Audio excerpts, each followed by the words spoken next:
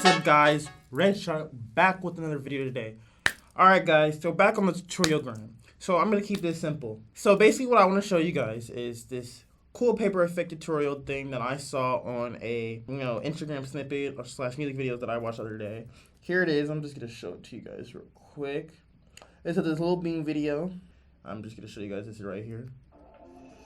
That little thing right there, where it goes flicker. That right there. That thing right there where it goes. This paper transition where it just goes behind him. Now, I'm going to be honest with you guys. I'm pretty sure this was like done with actual paper effects where you print it out. You print out the clip, the freeze frame. You do the little thing behind it. I think it's a mix of actual paper effect because that paper texture in the back, I recognize it in terms of paper texture effect from Brian Delaminta. So what I'm gonna do is I'm gonna show you guys the basically Photoshop version of it, how you guys can do it, how you guys can do it yourself. So let's get right into this. So what I'm gonna do is I'm gonna come over here. This is where I have my clips. I have my own clip that I'm gonna show you guys that I did it with. This one. So what I'm gonna do is I'm gonna come over here. Take this export frame and I'm gonna choose where it goes. I went about 3 or 4 frames. I slowed this down. I took another export and I'm gonna call this just 2. I hit OK. 1 and then I went 1. Ooh, excuse me guys. 2 and then I went 1, 2, 3, 4 till I start to move. I'm doing another one. So this is a really quick effect. 4 more frames until I start to move. I'm going to come over here. I'm going to get my folder open. And then this is the first one. And I'm just going to go open with Photoshop. Literally already in Photoshop. And here, now I have my frame. So, the texture pack I'm going to be using, Brian Delaminta, used it all before, mentioned it before. As you can kind of tell, the cutout isn't exact. And this is why I think it's done with actual paper. The cutout isn't exact. And you know why I think it's done with actual paper? Because these little light streaks that are shown in the reflection of the thing. That's done when you're taking a picture and you have a light above and you have the camera hanging on top of the paper. And what I'm gonna do is not take what is it called? The polygonal lasso. This is what I'm gonna take. I'm just gonna go around Akio, that's the artist's name, and make it as, however I like it. This is kind of just depending on you. It's just how I see fit. And then just gonna go around his head. And then just wrap it, make it a full thing. And then I'm going to select the layer, and I'm going to hit Control J, separate it. So there's the original down here, and then there's the cutout. Actually, let's type out the name first. So I'm going to do cut the front layer, and then what I'm going to put is Kilo, 1 letter right here, 1 letter right here, and then L-O. And then for this, I just kind of looked for fonts, didn't even install them yet. So I'm probably just going to use a font I already have. I'm going to do K. Alright, that's how I want my letters. So what I'm going to do is I'm just going to go ahead and group them all together. So it's just easier to navigate them. I'm going to put it behind the original first thing. So guys, what I'm going to do next is I'm going to put the paper on the back layer. And for this, I just did the letters out front. So it's going to be a stop, stop, stop. So the 1 letter, 2 letter, 3 letter, 4 letter. But I just did the letters all together, and I can just hide them before I export the frame. So I just have it all set out how I know I want to have it. So nothing changes. So here, I'm going to drag my paper on in first. Alright guys, so I put the texture pack in, and now I hit Command-T to free transform it how I like it, how I see fit. I'm going to hide these layers. There's no, exact way. You kind of just decide how you want it. Alright guys, and so once I have the texture pack on, what I'm going to do is I'm going to change the opacity to screen. Alright, and then now that the layer is on, I can open this front part up. For this layer, I'm going to convert to a smart object. I'm going to add a little color to this one. Photo filter. I'm going to add a photo filter. Change the color, purple,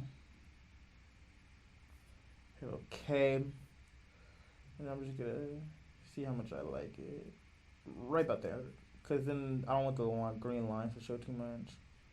Drop it a little bit.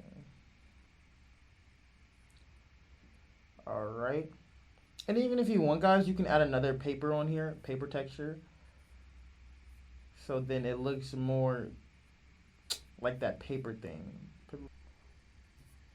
You're gonna put the letters, drop down behind the paper. Oh yeah. See, it's coming together now, guys. Alright, so here's where you take your frames. Because what you're gonna have to redo is the first few steps where you cut out the head. So I'm gonna go into here where the letters are, collapse these so it's a little more neater. I'm gonna get rid of the I, the L, and the O. And then this is where I take my first save.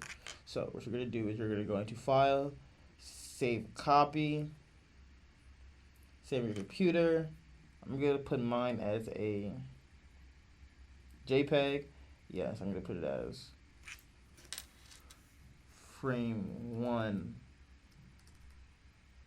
frame edits 1, JPEG, save as high as I can. Okay, there you go. And then, alright, so, and then what you're gonna do next, you're gonna go over here to your Finder, grab the second frame, and you're gonna do the same thing where you cut out the head with this. There are certain ways you can do this. Each time you could open a new Photoshop file. You could do it different ways. We do it step by step. I just like to do it where I had the letters pointed out all together and I can make them blind and unblind for how I see fit. Because then at that point, I wouldn't have to do much moving around. It may get a little neat and a bit confusing. But if you know what you're doing and you're keeping track of it to yourself, you should be all right. And as long as you guys get the basic concept of how this is done, it's just getting creative with the paper texture pack. Because that package really gives you an opportunity to be creative with yourself. And then here you go. I'm going to save my second frame, excuse me. And I'm going to say the same thing, just 2. Yeah, so the thing is, I'm just really trying to get you guys so you can learn, get comfortability with this texture pack. Because once you understand how it works and you do a couple of different edits, then that's where you kind of really understand and you really can start using it for yourself and like getting creative, because people are really creative with this. Like, because they all based off of different edits. They all have their own little sauce. It's just a real fun thing to get into.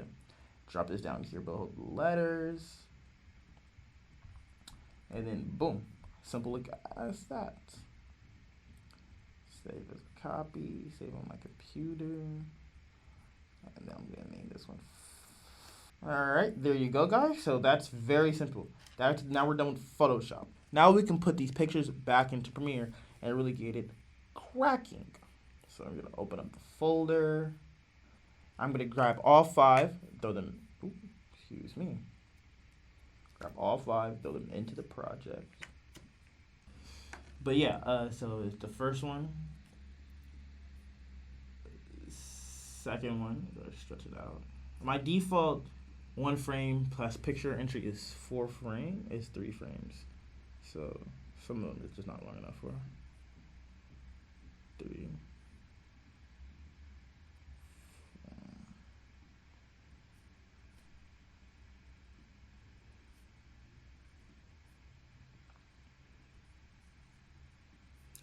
And so the final product should look like this. So that is what it'll look like.